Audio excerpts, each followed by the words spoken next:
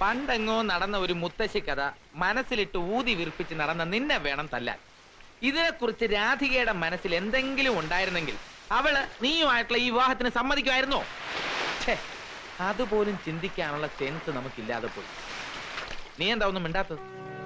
എന്തോ അവളുടെ ഭാവം എന്താണെന്ന് എനിക്ക് ഒരു പിടിയും കിട്ടുന്നില്ല. നീ ഇങ്ങനെ കാട് കയറി ചിന്തിക്കുന്നതാ കുഴപ്പം. എന്തെങ്കിലും വൈരാഗ്യം അവളുടെ മനസ്സിലുണ്ടെങ്കിൽ അവൾ ഇങ്ങനെ നേരിട്ട് കാണാൻ വരുമായിരുന്നോ? നീ ഈ കല്യാണത്തിന് സമ്മതിക്കുന്നതാണ് നല്ലത്. അച്ഛനും ഉണ്ണേട്ടനെ എപ്പോ നോക്കിയാലും കീരിയും പാമ്പും പോലെയാ. പിന്നെ എങ്ങനെയാ? അങ്ങളോട് ഞാൻ തന്നെ പറയാം. ചതിക്കല്ലേ, ഇപ്പൊ ഉള്ള ഫ്രീഡം കൂടി ഇല്ലാതാകും. ഒന്നുമില്ല, ഉണ്ണേട്ടനോട് നിന്റെ അച്ഛനും ക്ലാസ്സിലോട്ടായിരിക്കും അല്ലേ? അല്ല, കോളേജിലേക്കാ. ഇന്നരക്ക് നല്ല ഹ്യൂമർ സെൻസ് ഉണ്ട്.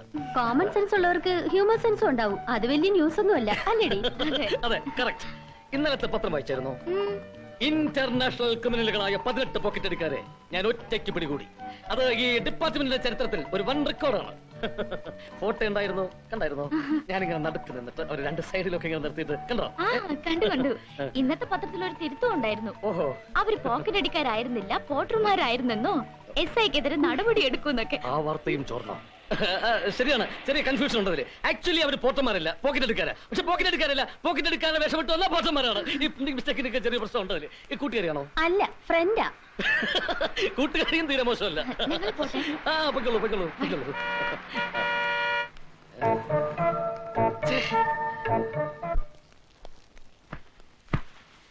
ഇനിയെങ്കിലും ഞാൻ പറയുന്നതിന്റെ പൊരുൾ നീ ഒന്ന് മനസ്സിലാക്കുക. വേണ്ട. കല്യാണത്തിന് മുമ്പ് ഒരു പെണ്ണ് ചെക്കനെ തേടി ചെക്കന്റെ അടുത്തേക്ക് വരിക പറഞ്ഞാൽ നീ പറയുന്ന പോലെ നല്ല സ്വഭാവമൊന്നുമല്ല എന്ന് നിനക്ക് തോന്നും. ജയ, പെണ്ണ് കാണലൊക്കെ പോയിട്ട് ആണ് കാണലിൽ നടന്നുകൊണ്ടിരിക്കുന്ന കാലായത്. മാത്രമല്ല, yours is an entirely different case, you know. എടാ ഉണ്ണി, ഞാൻ പറയുന്നത് എന്താ?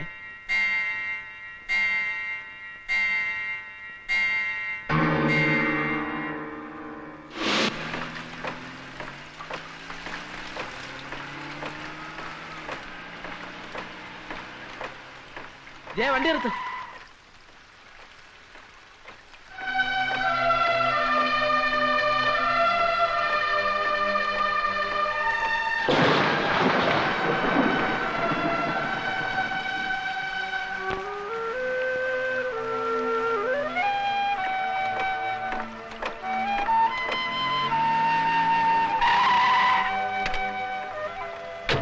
എന്തായി കാണിക്കുന്നത്? വരൂ, കാറിലേക്ക് കയറും.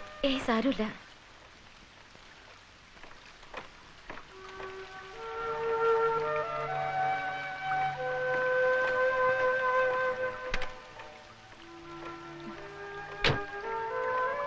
ഇവിടുന്ന് മാറി നിന്ന ജയനെ കാണാൻ പറ്റിയില്ലെങ്കിലോ എന്ന് കരുതിയ ഞാൻ ഇവിടെ തന്നെ അങ്ങനെ.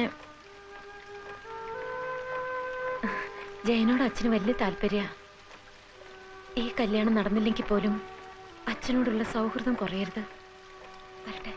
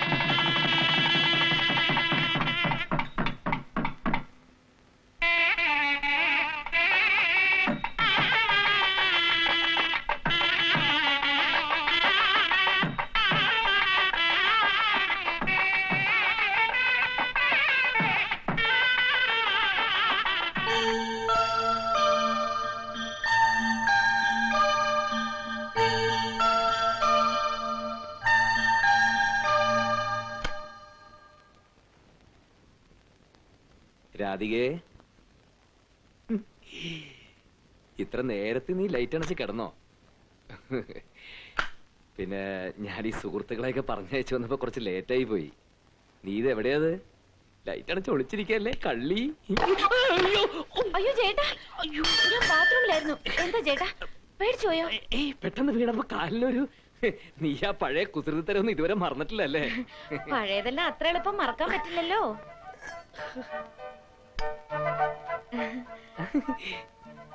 നീ എന്താ ഈ വേഷത്തില്?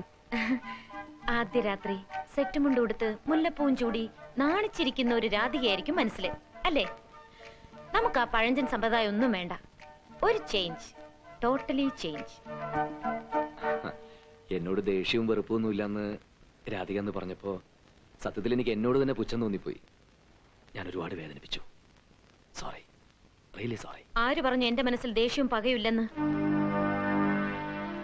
ദേഷ്യമുണ്ട്, വെറുപ്പുണ്ട്, പകയുണ്ട്. രാധികേ, കണ്ടോ കണ്ടോ, വീണ്ടും പേടിച്ചല്ലേ? വെറുതെ തമാശ പറഞ്ഞ് സമയം പോകുന്നു. വാ, നമുക്ക് കിടക്കാം.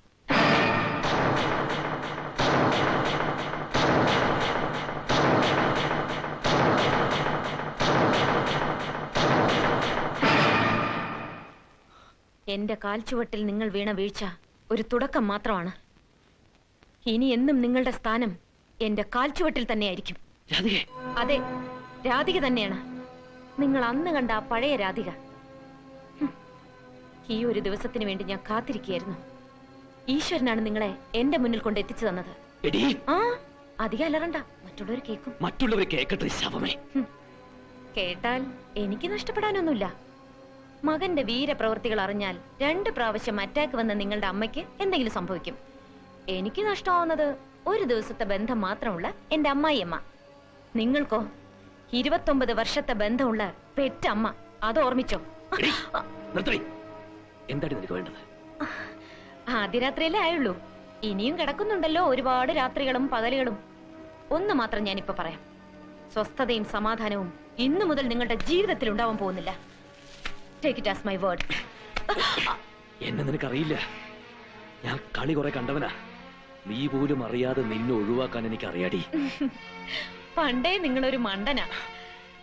ഞാനേ വന്ന് സ്നേഹം അഭിനയിച്ചപ്പോ അതും വിശ്വസിച്ച് മനസ്സ് മാറിയൊരു ആന മണ്ടനാ നിങ്ങള്. പിന്നെ എന്നെ ഇല്ലാതാക്കി നിങ്ങൾ മാത്രം അങ്ങനെ സുഖിച്ച് ജീവിക്കാമെന്നൊന്നും കരുതണ്ട. നിങ്ങൾ ഒഴിച്ച് ഈ വീട്ടിലുള്ള എല്ലാവർക്കും ഞാൻ കണ്ണിലുണ്ണിയാണ്. ലക്ഷ്മി ദേവിയെ പോലെ ഐശ്വര്യവതിയാണ്.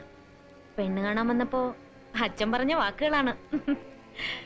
പിന്നെ എനിക്കെതിരായി എന്തെങ്കിലും പറയുകയോ പ്രവർത്തിക്കുകയോ ചെയ്താൽ അവരത് വിശ്വസിക്കും തോന്നുന്നുണ്ടോ? ശരി, പതിവ് ചടങ്ങുകളൊന്നും മുടക്കണ്ട. അമ്മ തന്നയച്ചതാ, പകുതി കുടിച്ചിട്ട് എനിക്ക് തന്നോളൂ. അങ്ങനെ പാതി കുടിച്ച് നീ പതിവ്രത ചമയേണ്ടടി.